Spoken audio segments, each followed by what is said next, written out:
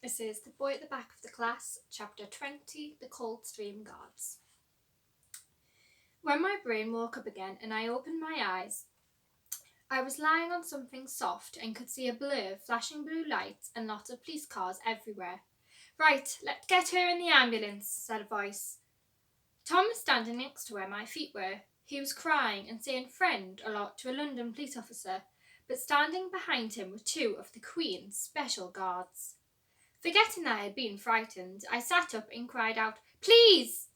And realising the note was still in my hand but all scrunched up now, I held it out to them and said, "Please, you have to give this to the Queen." The London police officer who had been talking to Tom walked up to me. "Now, you just calm down and take it easy. You did a dangerous thing today. These are trained combat officers," he said, pointing at the Queen's special guards. "They're trained to stop anyone attempting to hurt the Queen." But we didn't want to hurt the Queen," sobbed Tom, his face red and wet. "We know that now, son, but we can't be too careful, can we?" said the officer, his voice not as strict as it was before. One of the Queen's special guards came over to me. "Let's have a look at this note then, shall we?" he said gently, holding out his hand. I handed it to him and watched his face as he read it. Sometimes people won't tell you what they're really thinking, so you have to watch their face extra hard and see if they give any clues away. I didn't expect a special guard to do anything with his face, especially not one who worked for the Queen, but this one chuckled and then handed it over to the other special guard standing next to him, and who had more medals on his chest. He smiled too. I don't know why, because it wasn't meant to be funny. This is what the note said. "Dear Your Highness, Majesty, Queen of England, we wrote you a letter on Friday about Ahmet, our friend who is a refugee boy, and put 3 stamps on it so that the Royal Mail will get it to you faster. We've come to see you today because it's Wednesday already and we thought the Royal Mail might have lost the letter, and as the gates are closing on Friday, it means we haven't got much time to find Ahmet's family and bring them here so that they can all live together. We're outside the gates now. Tom's got brown hair and I've got dark brown hair, and we're in our school uniforms, which are dark blue and grey with pictures of a ship and a book on it so that you can see us easily. We can't stay later than 1:30 because if we don't get home at home time, then our mums and Tom's dad and Josie and Michael will worry. Please let us come and see you as soon as you've finished your breakfast. Yours sincerely, me and Tom. P.S. We've got extra tea bags for tea." "Hoping to have tea with the Queen there, were you?" asked the second special guard as he shook his head. "Here, take a look at this," he said, passing the note to a police officer who was standing opposite. She read it and said, "Well, you don't see notes like that every day." A paramedic woman in a dark green onesie looked at the note too. "Ah, sweet," she said. Then she made me lie down again and started pushing the bed onto an ambulance. "But I don't want to go to hospital, please, no," I shouted, starting to feel scared. I don't like hospitals. The last time I saw Dad was when he was in a hospital, and I made a promise to myself that I wouldn't ever see one again. Not ever. "Don't worry, we won't take you to the hospital unless we need to, darling, but we do need to check you're okay and that you don't have a concussion," said the paramedic calmly. She had long black hair that was tied into a ponytail and large brown eyes and an upside-down watch on her chest. "Just lie here quietly for me for a few minutes and we'll have you out and about in no time," she added, giving me a wink. The wink in her nice voice made me feel a little bit better, so I did what she said. After she pushed me onto the ambulance, the paramedic told me her name was Devinda and asked me all sorts of things, like how I was feeling and if I had a headache and who Ahmet was and about my mum and dad. I told her about my dad and she said she was sorry. She had my wrist and checked my pulse and put a thermometer in my mouth, and then said, "I just need to check your heartbeat." But when she pulled up my school jumper, she stopped. "Nice top," she said, her mouth suddenly looking as if it was tickling her. I looked down at myself and suddenly remembered that we had put on our best outfits for the Queen.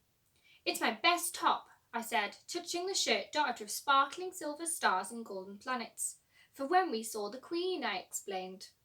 "Ah," grinned paramedic Devinda as she opened the top 3 buttons and put a cold silver disc on my chest. "Now take a deep breath in and out." After listening for a moment, she nodded and said, You look and sound absolutely fine to me. Ready to go? I nodded, so she helped me down from the bed and held my hand as I got off the ambulance. In the distance, I could hear people cheering, but I didn't know why. Now, I think it's time for you two to get on home. Officer Martina is going to take you both home in that special car over there, said Paramedic Devinder. She pointed to the London police officer who was standing next to Tom and the two special guards. Behind her was a police car with flashing blue lights on top of it.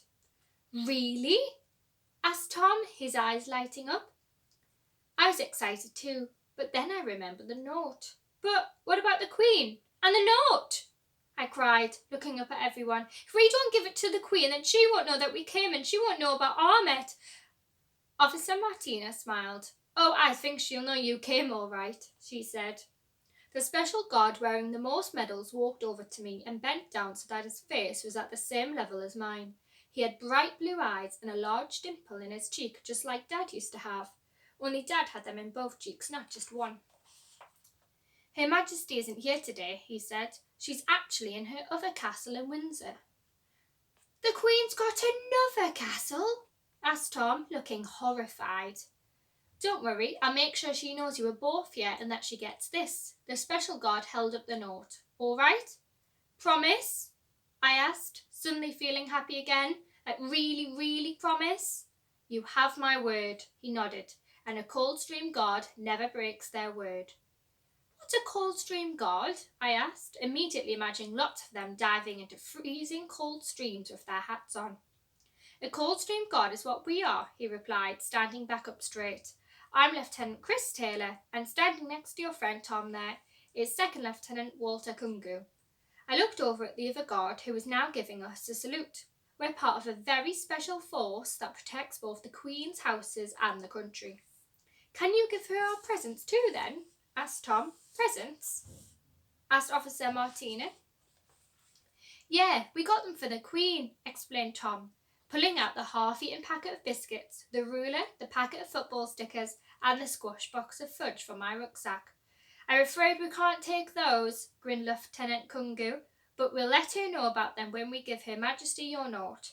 Oh, okay, Tom shrugged, stuffing everything back into the bag. Now, kids, time to get you home, said Officer Martina. We've spoken to your school and your parents and I've told them what happened. Oh no, said Tom, twisting his hands. We're going to be in so much trouble. I nodded miserably. Don't worry, said Paramedic Devinder. I'm sure they were happy just to have you back home and safe. And I think, she added, looking up at the helicopters that were flying overhead, you might even be a little bit famous. Tom frowned at me and I frowned back because we were both wondering what could have made us famous.